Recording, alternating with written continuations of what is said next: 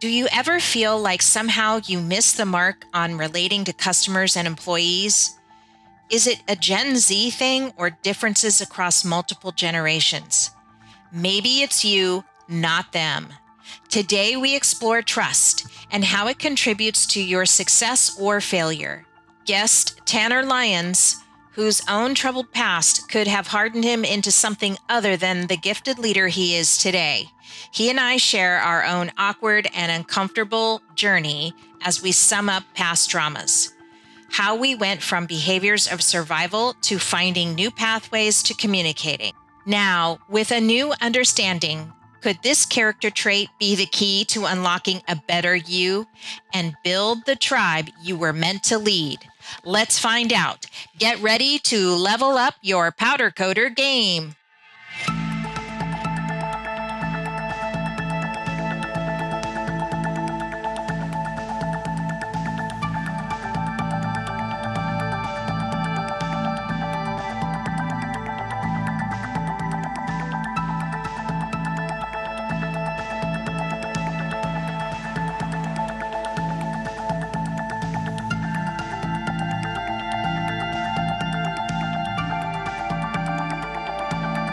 Welcome to Ross Coates Powder Coater Podcast. I'm your co-host, Kim Scott, where we interview influencers and talk about trending topics so you can grow your powder coating biz. Today's topic is going beyond company culture. We want to introduce some insights into developing your personal transformation and leadership to run a team of people or just a handful of people in your small shop. It's my pleasure to introduce Tanner Lyons, whom I met at Powder Coating Week and works for Demco Manufacturing, where they manufacture and powder coat and paint towing products and ag products. Tanner, welcome to the show. Hey, it's nice to be here. Thank you. Yeah. So as I said, we met on the last day of Powder Coating Week, and we were sitting next to Dave Flatten, who owns Inland Powder, very iconic and leadership. Kind of a large personality in the custom coating world. I think he has over 100 employees out of California. So it's a fairly large shop. And so I thought, I'm going to sit next to this big bear guy because I know he's smart and he's going to have. And our table, you joined with your guys, and our table at the last day, what they do is they ask a lot of futuristic questions or trends or future that the future you see in powder coating. And you were raising your hand every time. But everything you said that day, Tanner, made total sense. And I'm thinking, what's up with this guy? He's got all the answers. So tell me more about, Demco, how you got to start there. And then we'll get into why you had all the answers that day. So welcome to the show. Well, thank you. I've been with Demco about 7 years. I started like everybody else started. I came in the door and they were like, well, we're going to put you here. And so I started in the towing division, and I was building like tongues for tow dollies, I think at the time. And I was just like a temporary employee. And so I started there, and then I kind of worked my way into quality. And so it was kind of, hey, we think you'd be good at this. Why don't you try this? So they put me in quality, and I'm in quality to this day. And so I've been able to do a lot of really cool things for Demco. So yeah, and Demco is no small company. In fact, let me pop them up on this stage here. You guys, I think you said you had over 400 or around 400 people. And where are you guys? What state is this? So this is we're located in Iowa in a little town called Boyden, and then we have a plant in Spencer also, and they manufacture a lot of our trailer components. So our big trailers, our side dumps, and our head trailer, our head transports, things like that. Scrap trailers. So they manufacture. They're big in our trailer division. We manufacture anything from ag equipment, as you can see here. There's grain carts on tracks, and then from the grain carts to towing products, which are fifth wheel hitches, couplers. We sell a lot of easy latch couplers. That's a big seller for us. And We do like supplemental braking systems too, which those supplemental braking systems you put in your vehicle behind your RV, and they apply the brakes as you apply the brakes in your RV. So Oh, we do a lot of different things. We're pretty diverse. yeah. And now all these products powder coated or just some of them? Are they painted and powder coated? How do you, yeah. Yeah, so a lot of them are powder coated, like that trailer brake actuator you see, and then the trailer Hmm. coupler. That's all powder coated. We do get things e-coated and anodized, and we have different things like electroplating that we do or that we have done. We don't do that in house, but so most of the stuff that we do in house in our powder coat and in our liquid booth. Awesome. Awesome. And how many are in your at the plant that you work at, do you think? I mean, I know you're, you're just in one Oh, section, which is 300 and quality. some. Oh, okay. And then the other plant has the rest of the 100 something people. Yeah, correct. Awesome. All right. It's kind of Well, hard to keep track. We're growing all the time. So it's just one of those things. it seems like you're in a really nice area too. And I guess not to kind of get too deep with this topic, but just a quickie question I had about Demco is like, you have to have like a certain population, right? To support a company, right? Like this size. So Yeah, how does that work? I mean, has the population grown as Demco's grown? Are there other factories around? How does it work economically there for you guys? that's tough because, yeah, we do have a lot of other factories located around us in and around our vicinity. So there are multiple. How do we do it? We employ a lot of families. So Yeah, we have mothers and brothers and sisters and cousins and aunts and uncles. They all work for the company, generational people that work for the company. So in a community this small, um, basically anybody and everybody, around. I mean, we have people. My next door neighbor works for Demco. oh, okay. So, it's just one of those things where it's the community. So the community Yeah, supports it.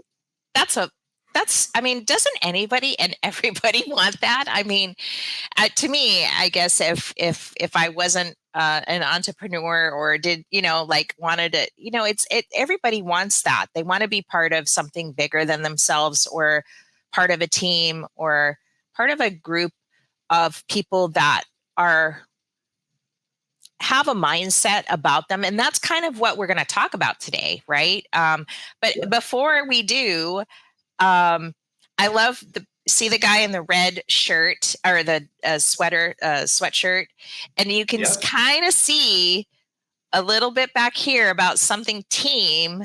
And I think this is a familiar. So when we talk about this book, you'll see this kind of like black and yellow striped thing on the book, because the gentleman we're going to talk about today um, has written a book called Blue Collar Leadership and Teamwork, and it outlines character development traits, right? Or Yeah. how to develop your character to create a workforce and an employee culture that is extremely supportive.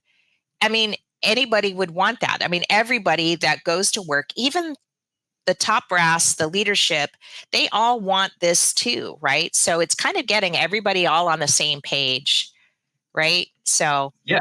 Yeah. um, It really is. It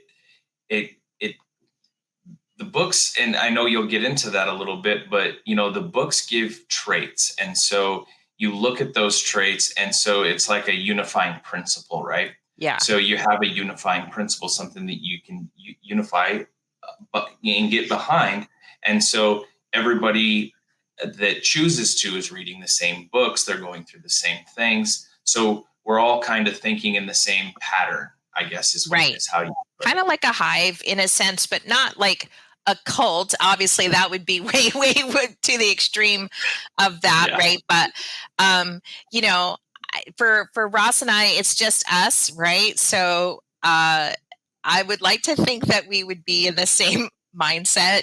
Sometimes it's not, and that's what makes the door so very important here. Right? You just see him in the background just doing the work. Yeah, Absolutely. our company culture is this door right here that separates us. But not everybody has just two people working for themselves or work. It's just a small shop. We did have an employee, but then when the fires happened, it just all got slow again and stuff. So Mhm. it's a little disappointing, but our economy will bounce back at some point. It's just a matter of waiting it out, right? So, Right. but you know, how did it all start happening? I mean, did it happen before you got there, or did it happen that you got this leadership thing going there, this program? How did it get introduced to the company, and did it happen before you got there or after you got there? Yeah. So I was introduced to it probably 5 years ago now. I was in quality. I was fresh into quality. And so they sent me to this thing called a lean consortium. I've never heard of it before in my entire life. I mean, I know what it is now and I know what lean is now. But at the time I was like, oh yeah, I'll go there. I get to get out of work for a little while and go and listen to some people. And so I ended up meeting Mac and Ria Story there at the Lean Consortium. It's just the next town away. And a few other employees also came with, and they had the opportunity to do that. And then I ended up winning his books. And I know I told you that story a little bit before, but it was kind of like, You didn't get they had the main prize, right? right. Well, yeah, they had that. They had the laptop at the end, and I was like, man, I wish I would have got that laptop, right? But I won his books instead, and I was like, awesome books. And so I brought him home, and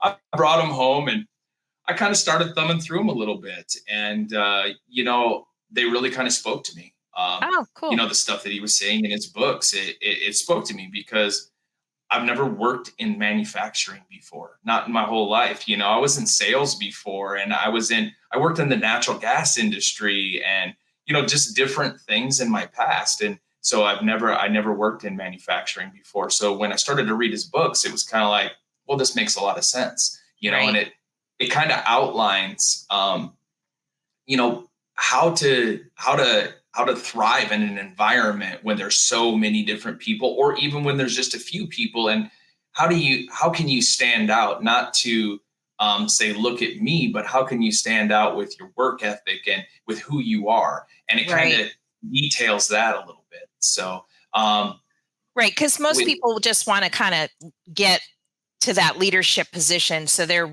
ready to climb over and step on and stomp on as many people as they possibly can.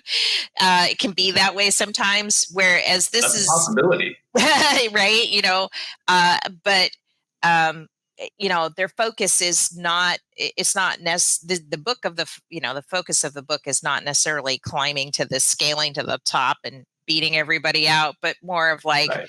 it's about your character that makes you a true leader. And I certainly can get behind that's what I think we all aspire to be. Because that Yeah, and we can talk about that a little bit, but to kind of finish what your question was is, so I was on a trip to Charlotte, I believe, doing a supplier evaluation for the company at the time, and I was in Charlotte.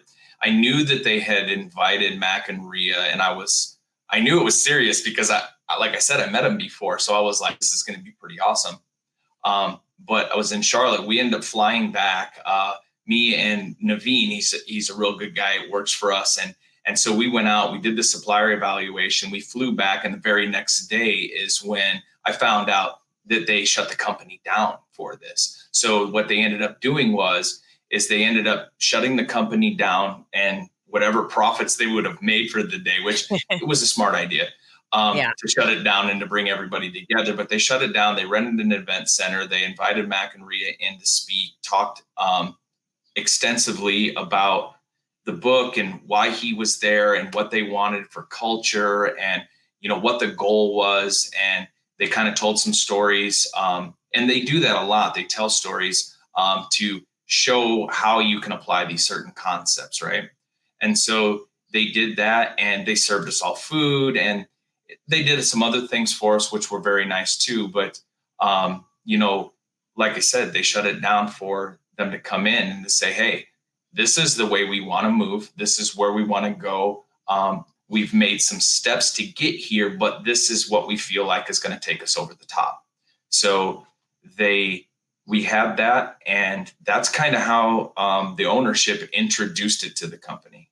Okay. So yeah, well, that's a brave like you said, it's a brave move in any direction to shut a company down, to make it so vitally important to train and change mindsets with hundreds of people.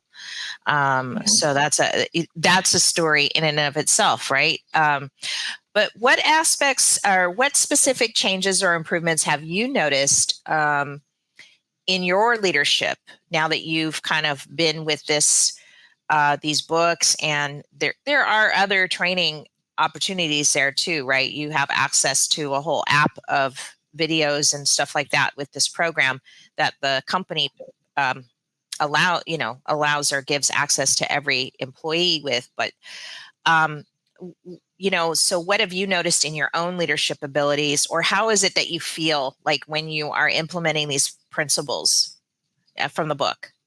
Well, when we talk about principles, and so I was going to read a chapter. It's a very short chapter, so bear with me. But all the chapters are kind of laid out this way, so they're really easy to learn. They're very poignant. They get to the point, and they don't pull any punches. So I'll just go ahead and start with the chapter. Mm-hmm. The book, and then give us an example. Give us an example after the chapter of how you, if you can. Oh, I can. So trait 2, and we'll just start with trait 2. It says, be trustworthy. Your character will either launch you or limit you. What you really are will speak so loudly that what you claim you are will not be heard. And then it goes on. With trust, we have much influence. Without trust, we have little influence. With trust, team morale is high. Without trust, team morale is low. With trust, we work together. Without trust, we work separately. With trust, the mission is likely to be accomplished. Without trust, the mission is likely to be compromised. When it comes to high-performing blue-collar teams, there's one thing I know for certain. Trust is the one thing that impacts everything. You can't make someone trust you. You can't make someone trust me. It simply isn't possible. What is possible? Constantly making choices that make us trustworthy people. Ultimately, you must choose to be trustworthy. I must choose to be trustworthy. Trust is the foundation upon which high-impact teams thrive. Each player, regardless of their position, title, or rank, is responsible for intentionally helping the team build a strong foundation of trust. The principles you discover on these pages, if applied, will help anyone at any level become a high-impact team player. My blue-collar career, and this is Mac talking about himself, obviously, but he says, my blue-collar career started on the front lines of a manufacturing plant in 1988, operating a large, hot, dirty, and extremely oily vertical broach. Funny thing is when I started operating a vertical broach. That's just a coincidence. Then I began to be promoted into various support roles where I continued to work with those on the front lines. Once again, promoted into a support role myself. For the first 10 years, I had basically been an individual contributor on a big team. To succeed, all I had to do was meet or exceed my production goals while working by myself on my machine. I wasn't part of an official team or a committee, but trust for me was about getting individual results. I simply had to perform and produce. When I began to be promoted, everything changed. In the support roles, I had to work with and through others. I also started to be assigned to various types of teams. No longer was my success based primarily on my knowledge, skill, and abilities. To be effective, I had to establish trust while working with others, which meant I had to be seen as trustworthy, and others had to establish trust with me. Trust is a two-way street. At that point in my career, my success began to be based on my ability to build relationships. My success started with me, but it was no longer about me. As the years progressed, I began accepting opportunities to lead teams. Not only did I have to continue building trust, but I had to start helping others learn to build trust. And between 2005 and 2012, I logged over 11,000 hours in blue collar industries, leading leaders and their cross functional teams through process improvement, organizational change, and cultural transformation. As a result, I learned many lessons from many people. I've written this book to help you become more valuable and successful as you think deeply about the choices that you will make, or that will make you trustworthy, will make you a trustworthy high impact team player. And then it goes on for a little bit, and I'll just kind of skip down here. And it says trust is based on two things. One, a person's character, who they are. Two, a person's competency, what they know. Numerous studies have revealed our character is responsible for 87 to 90% of our ability to build trust, and our competency is responsible for only 10 to 13%.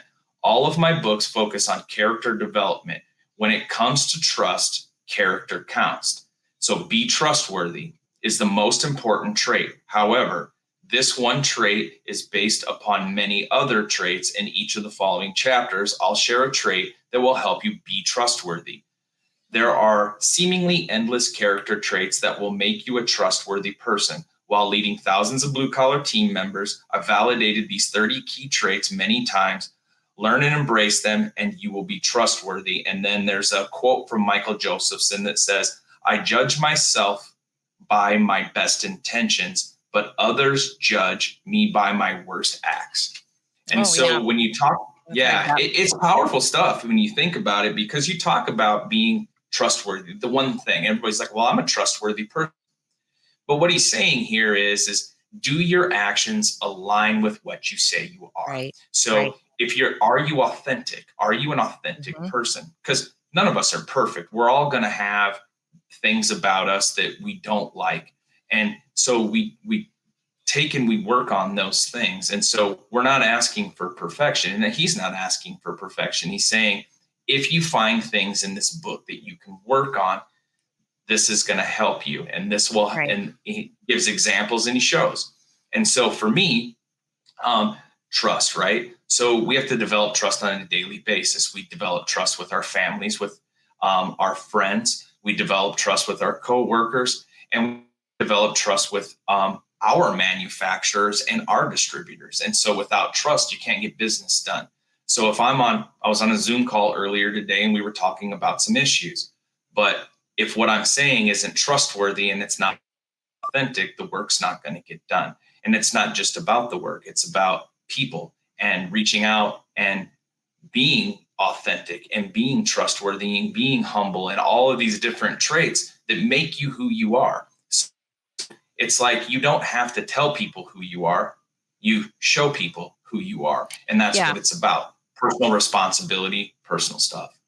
And, I think what spoke to me was kind of halfway through that chapter. It was about choice, right? You choose to be trustworthy. It's an act you do every day. And I don't know, I guess I am just, I'm kind of naturally that way, although and we're going to get into some stuff later on, personal wise about trust. And stuff. And I'm so glad that you read this, because it really is the core.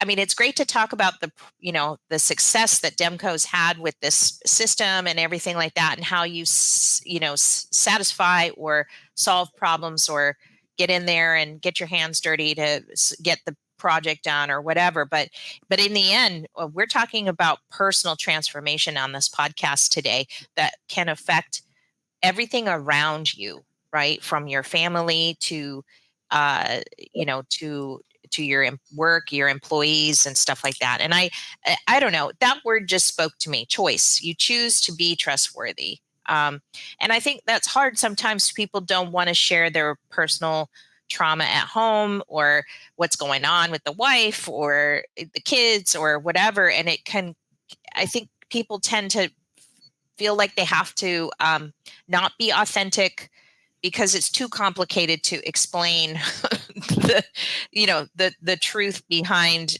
the curtain or the theater at home, right? Or what's going on with them personally, right? So But before, let's continue on this journey. So, uh, is there anything you wanted to add to that chapter read that you wanted, any point you wanted to make? That was my choice, was a key word for me.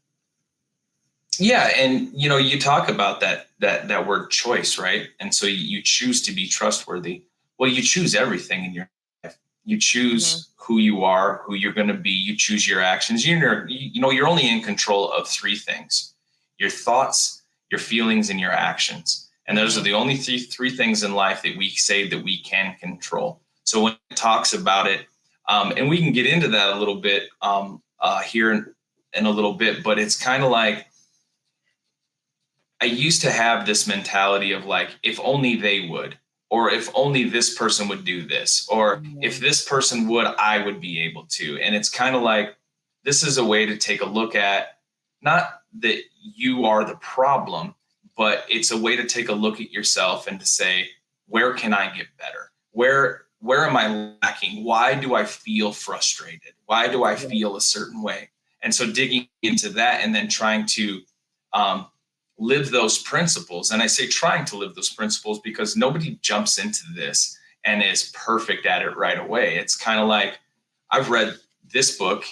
It's pretty weathered. This is my signed copy, but I've read that book probably 10 times. Hmm. And you get something a little bit different from it every Mm. single time you read it. Yeah. So you're a little further along and a little further along, and you read more books and you read more books, and then you come back to it and you're applying all the principles, and then you find something else in it Yeah. and you're like, I didn't see it that way before.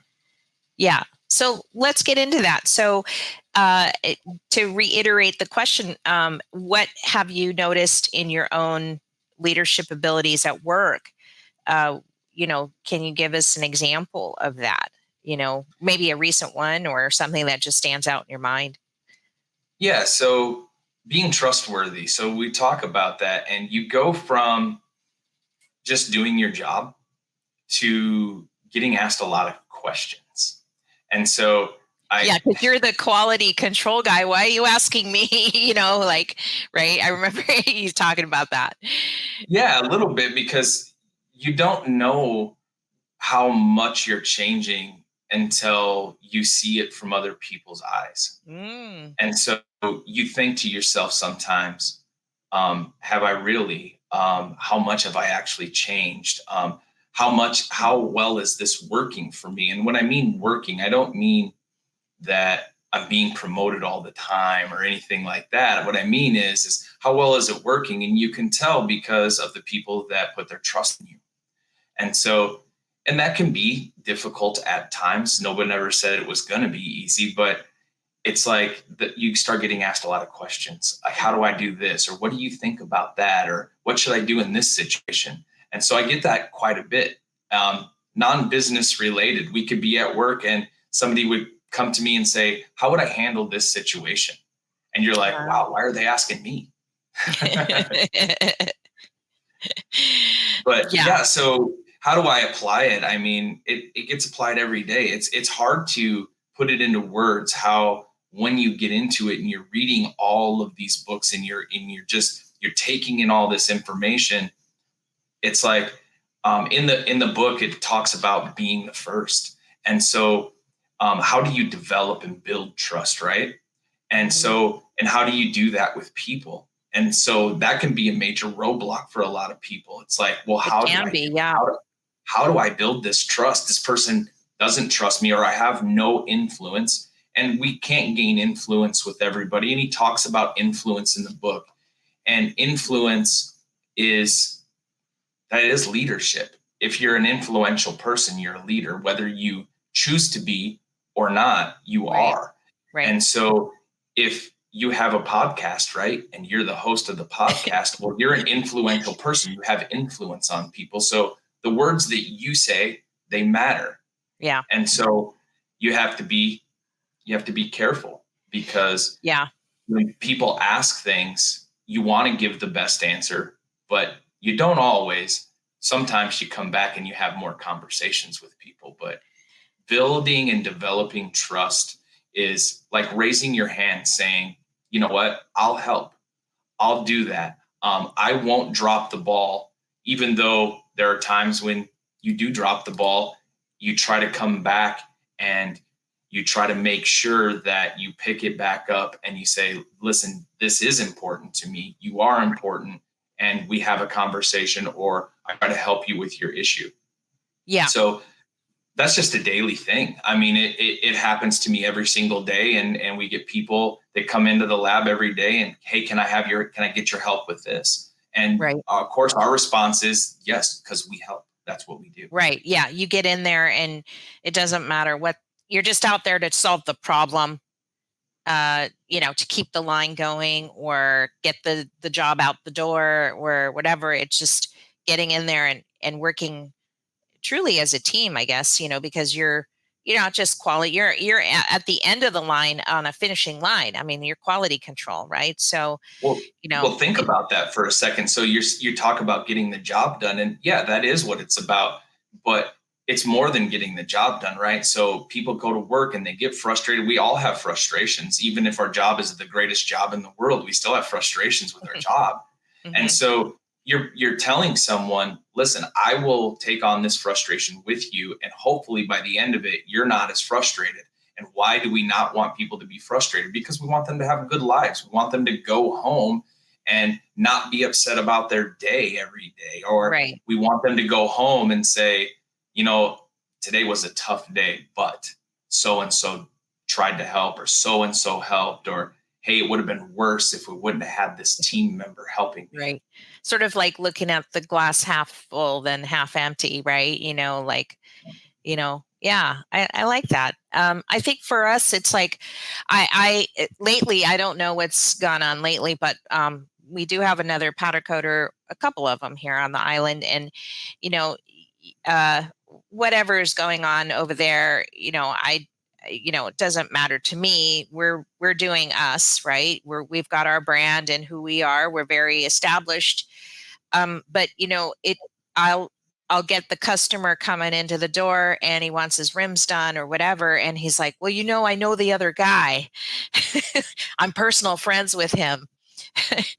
So they kind of start off with that. And I'm like, okay, I know it. But, I think for me, at least when they're in this office and they want to get rims done or they're talking to Ross, we're non-judgmental, right? We're not going to judge you because you're friends with that other guy. You're like, oh, that other guy. I'm not going to do that work for you, or I'm not going to give you a good deal, or you cop an attitude, I guess. You don't have to get that way. I mean, for me, it's just like, I just want you to powder coat your rims because I know it's a better finish, right? Right. My objectives are very simple. It's not just about bringing in more money or whatever. It's just like, look, get it done right, and however you come to me, but I always feel bad for those guys because they seem to have to apologize before they even step through the door, like, well, I'm friends with the other guy and, I'm still going to be friends with him. And I'm like, I'm okay with that, Yeah. I'm not trying to change your relationship status. Okay. Right. With the powder coater. Right. But, at the same time, I'm like, well, I'm very happy that you have come to us because we are the authority and, you're going to have to pay our prices. I don't know what he's charging over there, but, this is what we do and this is how we're going to do it. Right. Yep. Before I forget, I'm going to bring up the book because you showed us earlier what's on your desk, but I did bring up the website and the book. It's bluecollarleaders.com. And if you go to the store, you can buy this book for $17.99, looks like PayPal. I'm kind of intrigued. I'd like to read more about this. There are other books too that you can get into. But I think, you don't need to I always say that this book right here, this one specifically, this is the first one that I started to read. And this is the one that I actually handed out to a few people myself, because it gives you, it's like a roadmap. Yeah, It's exactly. I was going to say, it's just, I think you can, I'm just intrigued by what are all the traits and stuff like that. But like, I imagine, it's not that if you're a reader of this book, you don't have any of these traits and you need to get them. I'm sure you do. A right. lot of it will be relatable. And but there could be some traits out there that you haven't really considered, or maybe make the connections. Like, I think towards the end of that first chapter that you read, he was making this, um, you know, I guess kind of concluding to a greater understanding of how the importance of trust is in not just working with others, but relationship building. I mean, if you could, let's just face it, if there wasn't trust in the space program in the 60s, we wouldn't have gone to the moon, right? Kind of thing. Like, we wouldn't have been building rockets. You have to have a it seemed like if you could embrace the whole trust concept, uh, Mhm. you could do and be anything, really. I mean, I was just thinking of rockets while you were talking and reading that chapter. Like, that's how we got to the moon, right? We all had a team of highly trustable people to build this rocket or whatever, right? So, Yeah, and so and you're right, and be trustworthy is like chapter 2, but then there's also things like be humble, be responsible, be positive, be flexible. I'll skip a few here. I don't mean to, but be driven, be proud, be brave, be open-minded, yeah, be present, be observant, be helpful. Be helpful. I like that one. yeah. Be motivational. I think Ugh, helpful is motivational. directly related to trustworthiness, helpfulness Mhm. too. I think that's one of the concepts we have here. It's just help, Yeah, and you know? you read the trust, and every chapter after that reinforces that trust, and Right. so it's showing you how to gain trust with people. And Yeah. so, but there's a caveat to it, though. There's a caveat to it. Yeah. You actually have to mean it. Like, you have to mean it. Like, if you don't mean it, people know.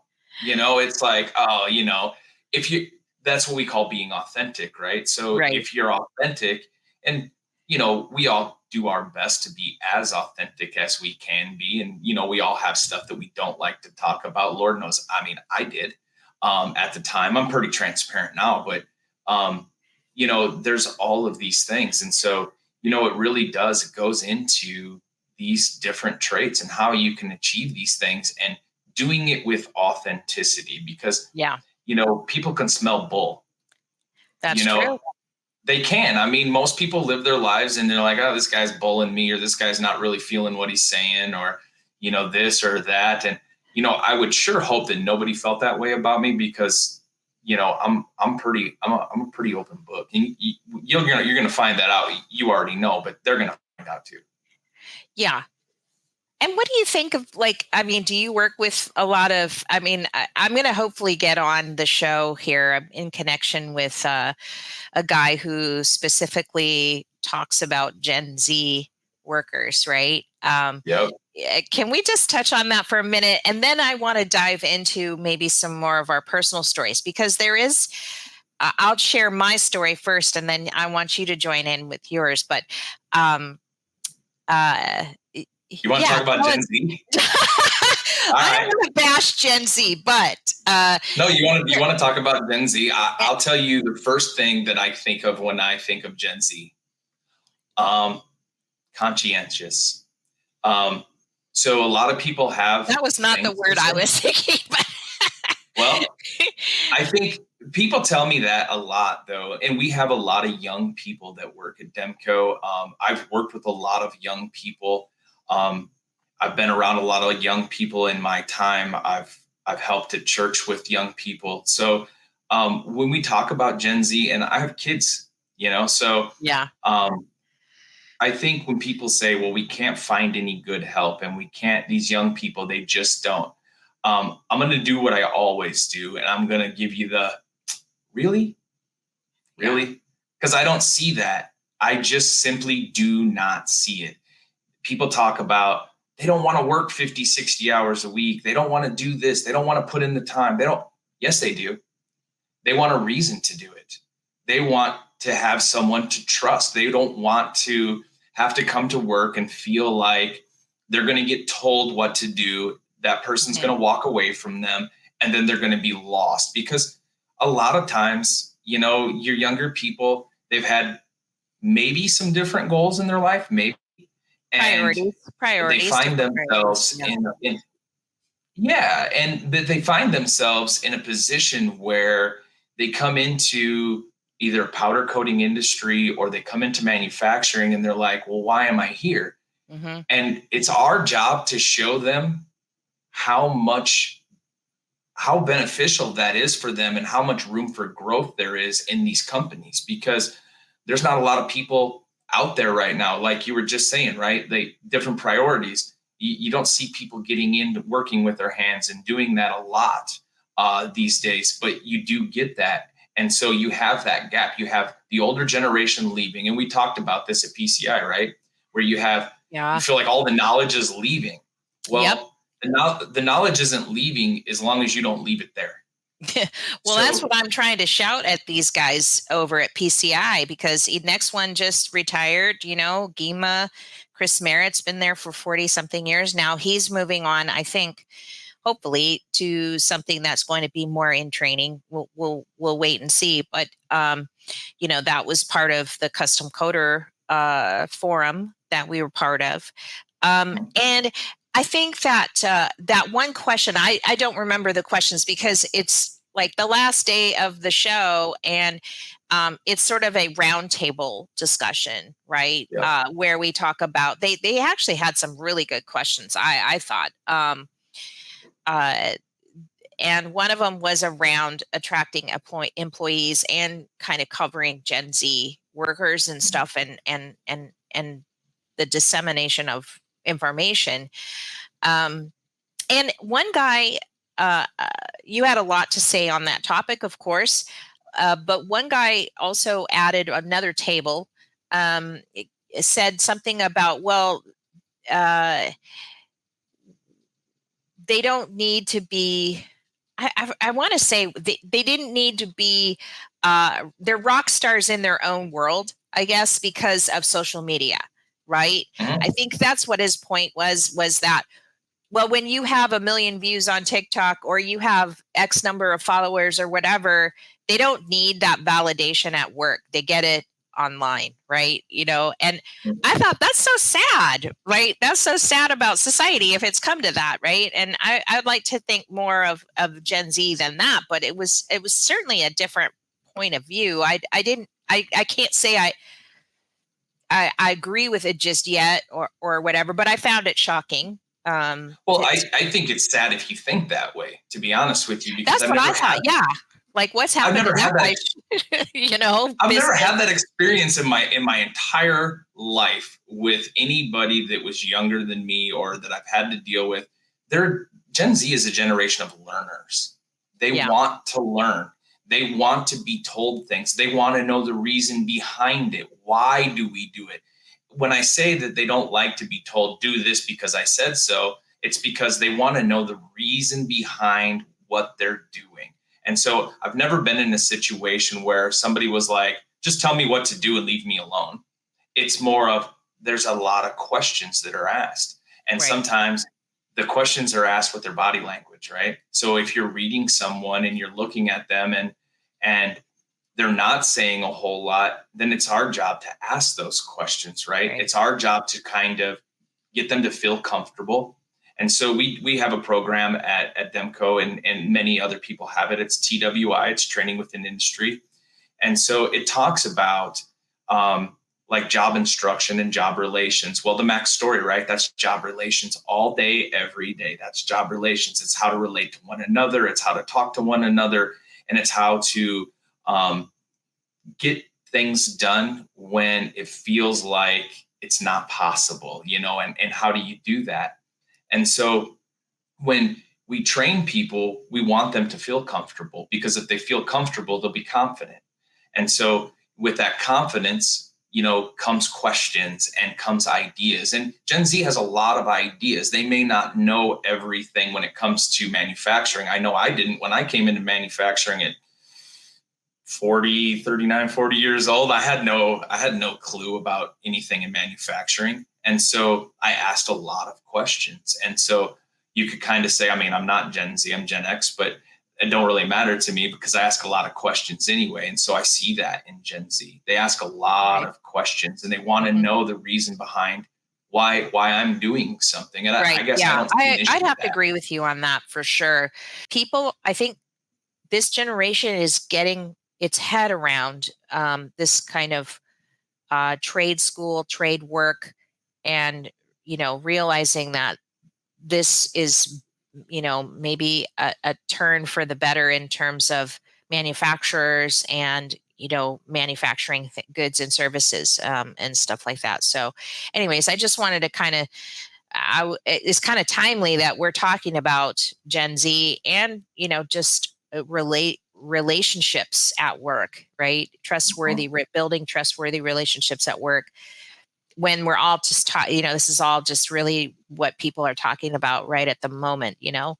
Um, Well, and another so thing too, yeah, another thing is that, you do have a lot of that in trade schools. Really, they're kind of a saving grace because, I think that there's kind of like a bad vibe out there about, oh, for a while it was like, go to college, don't go to trade school. You want to be a doctor or a lawyer as right, opposed to this or that. But I know so many people that have made an amazing living in the trades.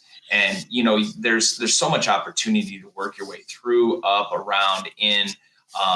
If you're in one trade and you get into that trade and you find yourself, I really like this aspect of it, then you can really get into those aspects of those trades that you like. So it's right. not like you're dead ended. And if you are dead ended, Demco's got openings. So and other companies that do this stuff, they've got openings. If you're dead Right. ended in your job, and so there's plenty of opportunities out there for people, and there are many companies out there that are adopting this style, this culture style, because it is about culture and it's about Mhm. it's kind of, I talked to you one time about, I don't want this to sound bad, but you get down in the mud, right? So you have your Right. older generation like myself and yourself. I mean, we're not old, but we are compared to Gen Z. And so, what's our job at that point? Well, our job is teaching and training the next generation, right?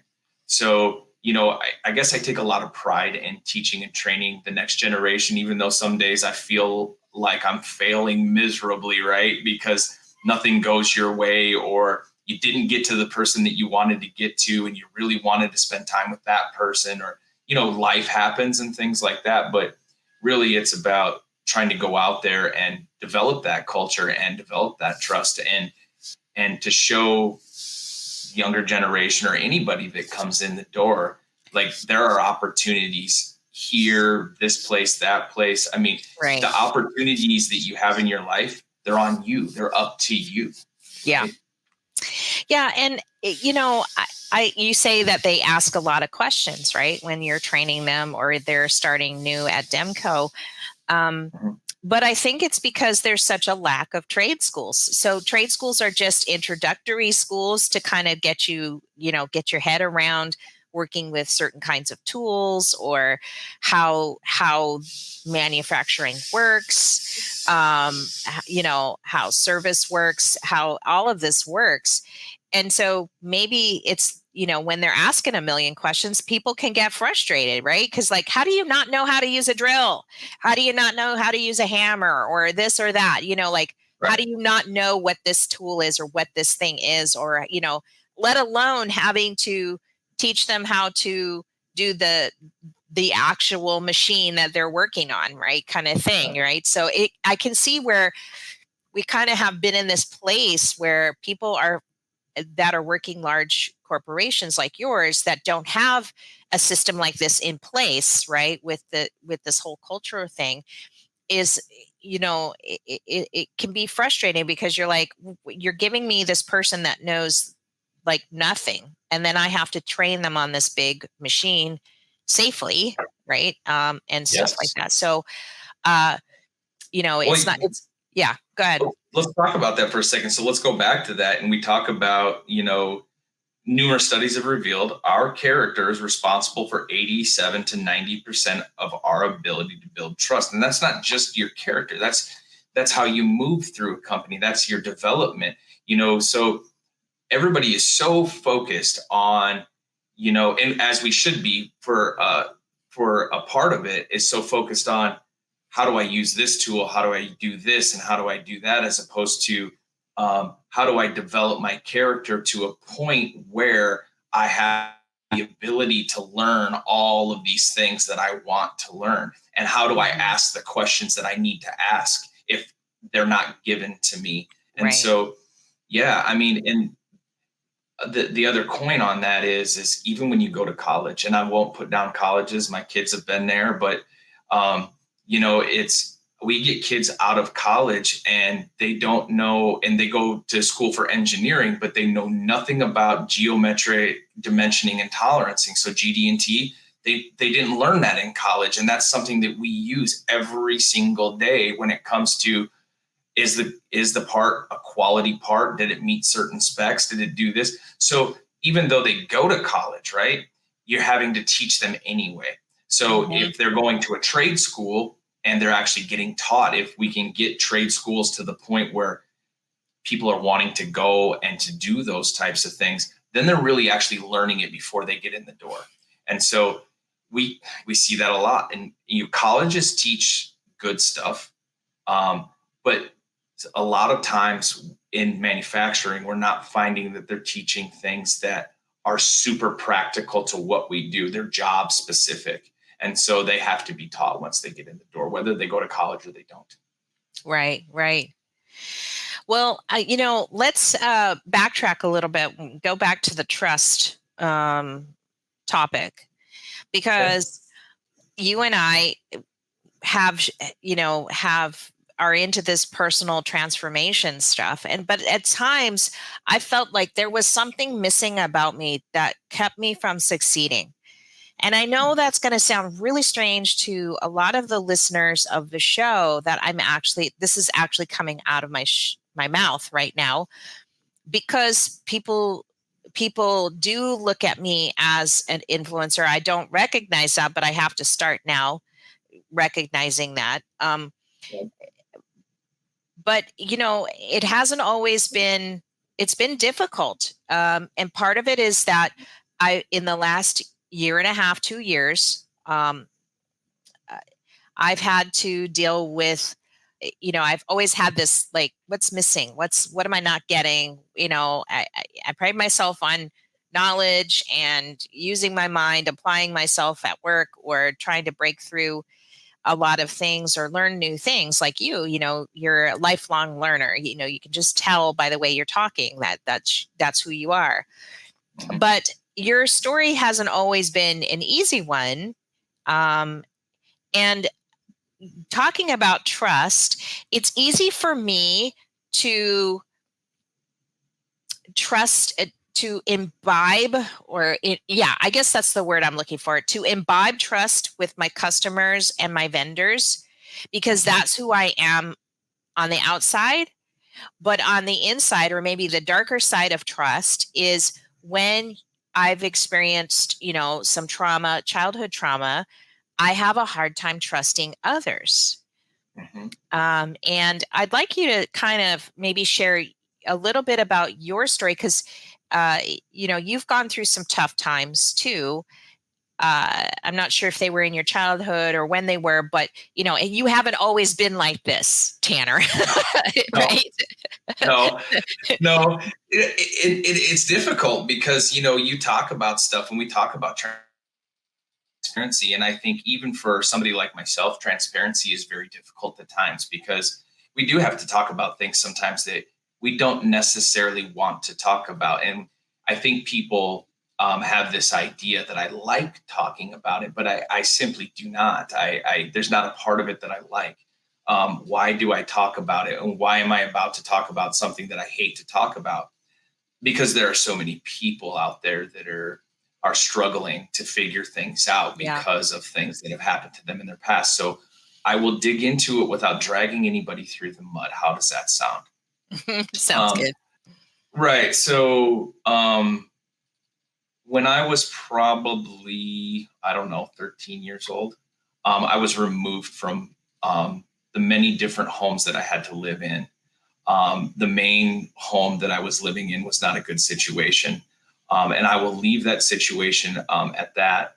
But then I went into foster care. I went into detention centers because I didn't have any place to go. I went into boys' homes. I went into boys and girls' homes. I moved around a lot. And I had a lot of people that were supposed to be taking care of me that just simply either refused to or were too caught up in their own lives to care. Mm-hmm. And so it's a difficult thing. And it's hard for me to look up and talk about it because it's almost like, you have that shame associated with it, even though there's no reason to feel shame over it. Right. Right. But you go into those situations, into those detention centers, and you are literally a number. And there's people that work there and they don't, a lot of times when I was younger, it just seemed like they didn't want to be there. And so they didn't really care. And I grew up my whole life fighting. Sleeping with one eye open is difficult because it's like, at least like when you were in a setting like a detention center, like sleeping with one eye open, at least you could understand that an attack is probably going to come. So, and it's from somebody that doesn't care about me. So, I'm going to be ready for that. So you grow Right. up, you grow up, right. As Fight or flight, right? Yeah. Yeah. Yeah. You grow up as a young adult. Right. And so you're fighting all the time or you're running all the time. Well, I was a fighter. And so, I was fighting a lot. And so then you kind of start to embody that a little bit. So you escape from monsters. And then if you're not careful, you become one. And so you have to be really careful with that. And so when I was 17 years old, I was emancipated as an adult. And in the state of Iowa, you could be considered an adult. And because I just didn't simply have a place to go. And so at 17 years old, I was living out of my car and under bridges and different things of that nature. Now, I've lived on the streets before because those detention centers were terrible. And so I'd ran away from them a few times. And so I've had to learn how to kind of live without anything. So, but yeah, at 17, I was emancipated as an adult. And so I was living in my car and then something happened with that. And I was living under bridges and I didn't have any place to go. And so you live your life thinking that you are one way because you're a product of your environment, right? And so you live that and then you carry that into adulthood. I mean, I met my wife when we were really young. I was 18 years old and she was just barely 16 when we, like actually 2 days before her 16th birthday, we started dating and we've been together ever since. But it's like, how do I be a husband? And then she got pregnant. It was like, okay, how do I be a dad? And so you're kind of stumbling through life at that point. You think you got it right. And then one day you wake up and you're like, man, my life could be so much better than this. It's not that it's a bad life. It's just, that there's better things out there because like you said, right, there's something missing. And so you have that in your life. And I'm not saying that this book in particular is the thing that brought that to me, but it's the catalyst that brought that. So you start and you develop these traits and you go through and you start to do personal work and you find that maybe you need a little bit more work and maybe you need somebody else to talk to, and May is Mental Health Month, right? And so, is it? Oh, yeah. And so, you have a lot of, things that you work on, and some people need to dig a little deeper and some people have more hurts and more things like that. But I think you see that a lot. I think that you definitely see it more if you lived that life, you understand it a little bit. Well, I mean, for you, it's been, how do you get back to trust, right? Because you were in a non-trusting environment. But for me, it's like, I guess the missing piece is trust because I don't really remember too many details because it happened to me when I was so little. That I I guess that missing piece has been trust, even though I can imbibe it and give trust to people. Is sort of Mhm. an imbalanced equation because I'm, I don't really trust people. And then I have these business meetings and I'm, doing contract work and stuff like that. And I have to understand that I have to trust these people, whether I have a contract with them or not. I have to, and even last night, I was in a meeting, it was late at night, and all that I wanted, when I kept having that feeling come up, I just said, you need to trust them. You need to trust them. That's kind of my mantra now, because I think the reason why I have been not achieving the success level that I am expecting for myself. This is not what people think of me. This is just my own personal, like, have I achieved what I want to personally be successful when that, sings to my core, right? Um, Yeah. I feel like it's the trust that blocks me from, because I'm not trusting that person. So I don't really want to work with them, or I don't want to pursue something that, I can't trust them with. And I don't know how to explain it. It's really weird. It's just this block, this feeling. I Well, it's don't know. difficult, right? It's Yeah, difficult it's 'cause difficult to I explain. used to have a saying. Yeah, I used to have a saying, right? Um, I trust you to be who you are.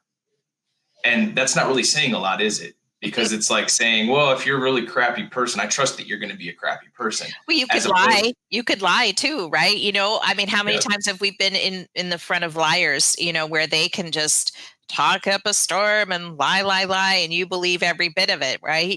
So it's hard well, to. I'm a little different though. I grew up like not trusting people. You talk about that, and I never trusted anybody around me. So you develop this sense, like you can feel the energy in a room. I know that Right. sounds weird, but No, I it's think one of what you're describing is something that's external in terms of mhm, trusting people, and what I'm describing is something internal that mhm, affects me, but they're both related to trauma, right? I may not yep, understand all of the stuff that happened to me because I don't have the memories for them. I was too young, whatever, to have developed. I have some mhm, memories of it, but I don't have the whole picture. I just know that inside I don't feel full or 100%, right? So right. uh, yeah, it's good to talk. I mean, I this is the first time that I've shared this on the show. And it was funny because until I met you, I would never, you know, uh, I would never bring about, you bring that out of me, Tanner. But, it's, yeah, go ahead. Yeah, no. Some people say that I have that effect on people, and I think it's just really it's being empathetic. I mean, I can I can really empathize where a lot of people come from. It's kind of like, yeah, I can see that. And you see things a little bit differently. And when you talking about trust, I think the most important thing for trust that you can have, what helps develop trust in others, is trust in yourself. Right. And You have so to start there. yeah, you have to trust yourself. You have to trust in certain situations that you're going to act or react a certain way, or you're going to handle it a certain way. And so that really helps when it comes to situational things. And so when you talk internally, though, internally, it's about trusting yourself. And, Right. for me, it's about trusting in God.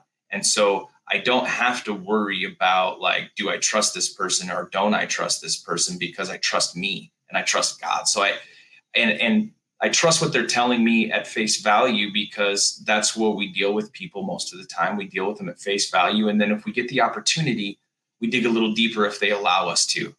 And Right. so then that's when that's when trust between people is developed.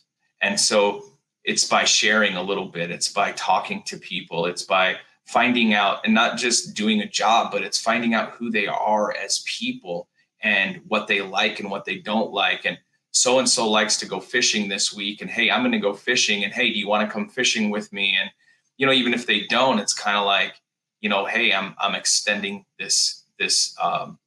this olive branch to you, and if you want to, you can, but no pressure type of deal. And it's just about Right. people. It's just about people. Yeah, and you realize that that's, a lot of times when you get a reaction from someone or an unexpected reaction even, it probably is based on that, on trust, and for whatever reason they're the way they grew up or the background that they have, like you just described your own. And, you know, um, I think for me, I did a show with a life coach, and I loved him. I think it was episode 40, I want to say 46 or 47, where he actually, we talked about Elon Musk and how he just attracts all these top talent people to get things approached, you just blazing a trail to space kind of thing, and how he gets it done. But he really wanted me to be part of his program, and I was all for it. But I stopped because I realized that the problem that I was suffering from had nothing to do with the steps it was going to take to get to the goal that I Right. needed to do, right? So I am a high performing person, and I can get things checked off the list and goals accomplished.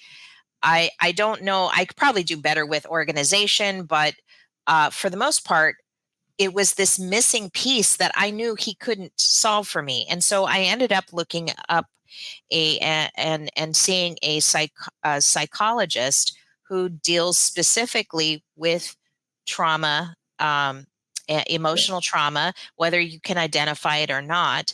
I was just so blessed that one of the best people I think I've ever met in trauma, because I've done psychology route before when I was younger and had young kids, and I'm this stressed out mom. Mhm. But this person that I dealt with actually here on the island, she is just an angel because she is so good at what she does. She actually is a trauma specialist. And Uh-huh. I just fell right into her. Things connected so easily. And, I worked with her for a short amount of time. I could have probably stayed a little longer with her, but it kind of got me through a very difficult time, because I felt like if I couldn't, get to this or acknowledge the trauma, that was, my thing. It was, what good is going to a life coach and paying a few $1,000s to get you organized or get you accomplished when the problem is still there, right? It's this core problem. So I'm so glad that we're talking about trust and trustworthiness and how to build character through trust, because it really has it really is a core block, cornerstone to building character. It is. It's the block, right? I mean, Right, so the block. when you talk about trauma, and so I think in industry, and I don't know how many people there are, but I mean, for myself, I have a form of PTSD, and it's complex post traumatic stress disorder, and so that's difficult on a daily basis. You wake up with it, and some days you fight it a little bit, some days it's not so bad, and some days it's really bad, and so it's good to find people that you do trust, that you can work through some of that stuff with. And there are different therapies out there like EMDR therapy. Yep. And, it's just a response therapy, but it works really well with people with Yeah, it does. PTSD. Hmm. And so there are some other things out there that I don't personally endorse, but, there's like immersion therapy and there's different things. I don't endorse any of that, but EMDR, I definitely endorse that. It's just Yeah. how your brain processes certain things. And so, like, when you get into like a fight or a flight response, you're going to do one of two things. If you have trauma, you're going to fight or you're going to run. And Right. it looks different, disassociating, different things like that. I won't get too far into it. It's pretty in-depth conversation, but um, there's a lot of different things that you can do.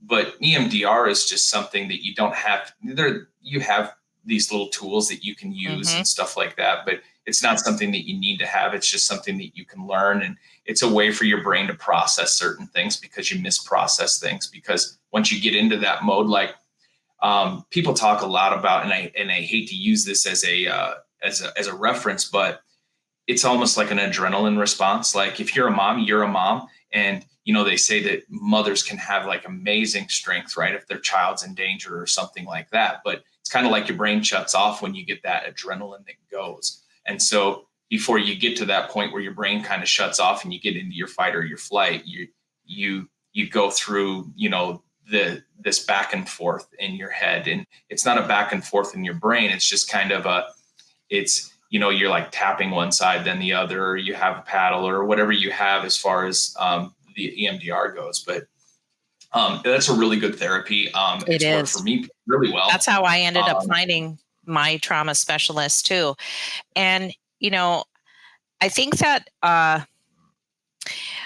because the counter to that, if you don't learn these EMDR things and build character, is that you'll constantly be in a state of anxiety and reactiveness and rather than responsiveness. And I think that for me, my typical is, because of the non-trusting issue, is that I think people are out to get me. I don't want to, I don't want to be taken advantage of. Right. These are just some of the thoughts that I go through, rather than just allowing the person to interact with me and seeing what happens. I have a friend of mine, a girlfriend that I find very well accomplished in my mind, right? A mentor of sorts, but really just a really good friend. And I was just always amazed at how she allowed herself to be part of the chaos, I guess. If an owner was, in her business, she worked with contracts and ownership. So she had a vacation rental company. And so many times these owners, they'll promise the world, I'm going to fix up my place and everything. And then she'd just sign the contract. Obviously she needs to build her company up and bring income in. But, so many times they would just let her down, right?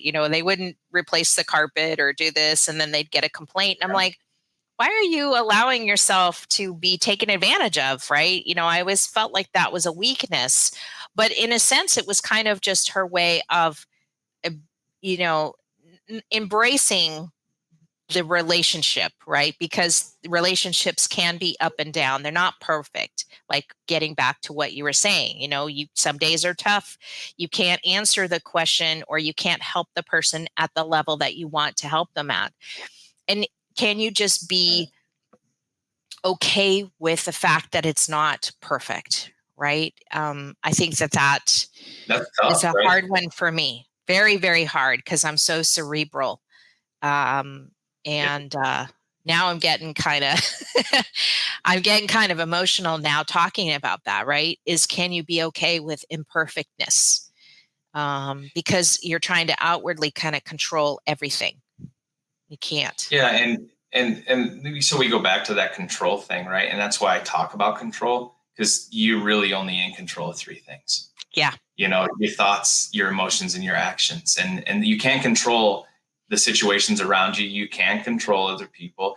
And, the sooner that we learn that, I think the better that is. I mean, we always get to, no matter what, we get to set boundaries as human beings. And we can say, nope, you can't pass this boundary, or you can just simply not involve yourself in something if it's a boundary of yours, right? So that's important too. Know what your boundaries are as a human being, because especially if you have trauma in your life, or you're similar to me, I try my hardest to give everything I can to every situation. And so when you do that, you have a tendency to burn yourself out. And so you have to be careful with that too. So you have to set like solid boundaries in your life, and then understand that not every situation is controllable. The only thing that you can control in the situation is your response to it, right? Like Mac talks about, there's a pause. And so between and I'm going to murder this because I always do. And he's going to laugh at me one of these days for murdering it as bad as I do. But it's kind of like there's between the stimulus and response, there's a pause. And so you're going to get stimulated at one point in time, whether it's good or bad. And so the thing to keep in mind is no matter what that is, pause first. Make sure that you get yourself under you. And this is people without trauma too. This is everybody. It's, let's just take a pause. You don't have to speak right away.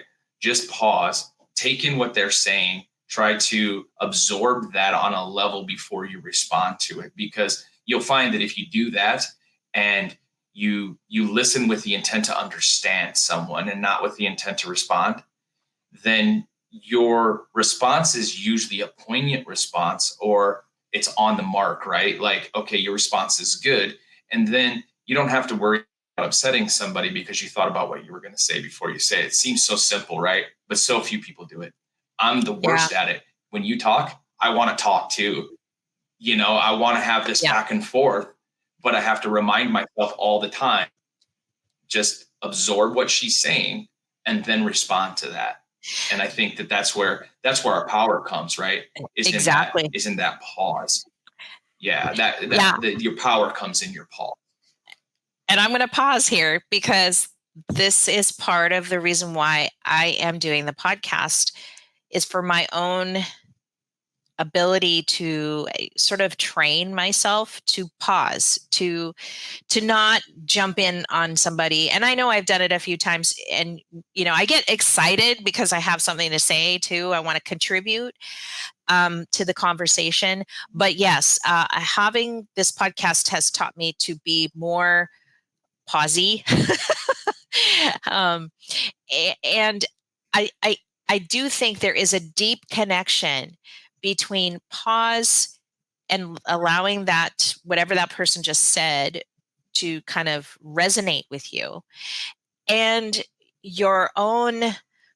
And I'm going to bring up my girlfriend again, because I had a conversation with her a few months ago about these contracts that we're getting into, and they're very anxiety driven for me. And she's like, well, how does it, like, we talked about the gut, right? And the gut response, right? That intuitive, how do you feel about the person? Well, this is hard for me because I have this trauma and I don't trust people. And so I don't learn to train my gut reaction, or I don't allow the pause, because I think the pause and the gut reaction are related. I'm not sure how yet, but they are. And so, I don't know what else to say to that, but I know that they're related.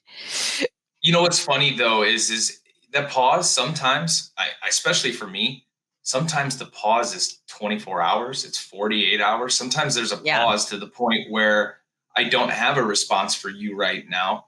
I wish or maybe your response is wrong, and then you take a pause and then you go back. But when you listen with the intent to understand people, when you really pay attention to their words and what they're saying, they can see that in you. They can see that you're paying attention to them.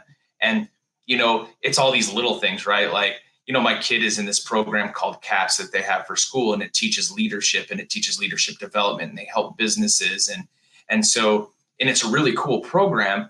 But they do a lot with communication. So communication is the key to how we survive as human beings.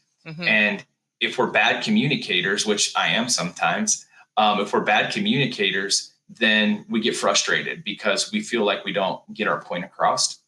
And that's how other people feel when they speak to us. And if we don't take a pause and we don't listen to their words, and we're not paying attention to what they're saying, then we're going to miss it. And they're going to know that we miss it. Right. Yeah, I've learned a lot on pause in contract, because you don't have to, if somebody sends you an email, unhappy customer, or, a question about something or a job, and you're like, okay, I don't have to respond to this right at the moment. That's right. And it's not just because you have a million other things or your phone is exploding or something, the phone's ringing off the hook or whatever. It's not, it goes beyond that. It's just so you can kind of have this pause to really check with the gut on what your best response is. And I have learned in the last, I would say in the last two years, what how to embrace the pause. Even though I don't, it's not natural for me to embrace the pause. Uh, However long it is, whether it's 5 seconds or 24 hours. Yeah. And yeah, and it's like, so it's funny that you bring that up because, you email me and it takes me 2 days to get back to you with a response because I think people think that, oh yeah, like he likes doing this. No, I'm not particularly like look at me type of a person. Like, let me go on this podcast and have people look at me and pay attention to my words and the things that I'm saying. I would rather not. And I was talking about this a little bit today with somebody else before this. And it's kind of like this goes against who I am inside. Like, I don't want to be this outward person, right? Right. But you almost feel like you're obligated to do it because of the things that you've learned. You And were so, really obligated to do it because I forgot to hit record on our last. So we're back at it again. yeah, and I thought about that a little bit and I was like, man, I really don't like doing things twice, but you need to pause here before you respond because you don't want to respond the wrong way. And so Sorry to I get you off just kind track, of but I sat had to with it bring a in little. that comic relief there. But yeah, it was like, oh, I felt terrible, right? Like I actually paused before I sent that email to you because I felt horrible for that, and that hardly ever happens to me. I think I've done it once or twice, but that's about it. And nobody wants to come back and say, can you record again? But this has actually been, and I loved your response because your response was, well, it'll certainly be better next time, right? Yeah, Instead of saying, you oh, just you're take. wasting my time or whatever, right? Well, initially, because it was at 10:48 my time when you sent that email. And so I just happened to be up. I don't sleep well. So I just happened to be up and I looked at it and I was like, no. I was like, I cannot believe that just happened. And so my response came later because it was like, I got to get in the right headspace here, Well, I sent because it to you late because I was thinking you're going to see it in the morning and you'll be rested, right? yeah, well, not so much, but I did wait to respond to it until I was rested. So it was just Yeah. one of those things where, you, and we get back to that. So you have this feeling, right? And it's like, oh my gosh, like I can't, but it's not really a feeling towards that person. And it's the situation itself and it's a feeling. It's not how you actually feel about it. So you really have to sit with it a little bit, and you're just like, Yeah. okay, what do I really feel about this? Okay, I'm frustrated because I thought the first time was really good, but maybe the second time, maybe it won't be as good, but who cares, right? Like, we're just going to do it anyway because it needs to be done. It needs to be, yeah, our podcast needed to be said for sure, because Yeah, I think what you have to contribute, whether you are an introvert at heart, but I think you do have a very good voice. We are talking about the voice of custom coding. You are in the industry and you have a story to share. You have a personal story to share, and you have your own company's success to share, and how you're part of that success every day. And you're not the only one there doing this program, and or that's right. acting on these principles. Really, it's really just principles, you know. Um, Yep. and I'm always about, I try to be about balance, or in my own life, I realize that I'm imbalanced in certain ways. So, it's kind of been this new thing for me, is to try to get back to the balance, because I have so many things I want to do. Like I have this podcast, and then I have the day to day stuff here at the desk. And I have other websites that I want to, and gaps that we want to fill in this industry. And I want to help people. Like I want to be helpful, right? So it tends to kind of get a little too much sometimes, when it's all at me. But it's nice to take a break with you today, Tanner, because I feel like I'm taking a break now from the chaos, right? And stuff, even though I created a little bit of chaos with forgetting to hit the record button. But thank you so much And for that's coming all on, right. Yeah. Yeah, it's no problem. And I get that. I get the fact that you have all these things that you want to do. And, I have that too, I've been asked before, what do you want to do? And I can't answer that question most of the time. I've been afforded different opportunities that I not necessarily have passed up, but that I've kind of slow played. And because, you get into a certain thing when you get into the character development. I always thought I wanted to go in one direction, and I thought, okay, direction. I'm a product guy. I'm not an engineer, but I got like that kind of a mindset where I like to know how things work and why things go wrong and how can we problem solve it. And so very analytical, right? And you get into that. And so you're one tracked, and then you start doing this, what I call character development. And so you start doing that, and then you find yourself having a love for people in general. Then you find other avenues that you want to go down and things that you want to do. And so then you get more confused at times, and you're like, well, I don't know what I want to do. I guess I'll just do what I'm Right. doing right now, and let the cards fall where they may, right? It's Right. just, it's one of those things, and you don't want to feel like you're pulled in one direction or the other direction. You're just being as a person, and you just do what you do every single day. And it doesn't really matter, right? Like Right. you could be in custom coding, or you could be in quality, or you could be new in the door. And you just got to find out what your love and your passion is, and do that, and you can find that in industry. And that's the greatest part about it. Yeah, I think manufacturing's coming back. And I think for me, it's like, as a business owner, I feel like sometimes, you're on this track, you're on this path, you've got these strategic goals, you're at it every day, you're chipping away. And then, a natural disaster happens, or, COVID happens, or pandemic, or whatever, and it's just like, I feel like sometimes I think I think that a lot of people in this world, with the last few years that we've had, okay, Mm-hmm. it's teaching us flexibility, for sure, and how flexible we can be, even though we don't want to be. Right. And it's everybody's. I've seen some pretty tragic things happen, to people I know, uh, and I wish the best for them. Um, and we can all relate. I think that it's just everything that happens on a global scale has just been so relatable, right? Yep.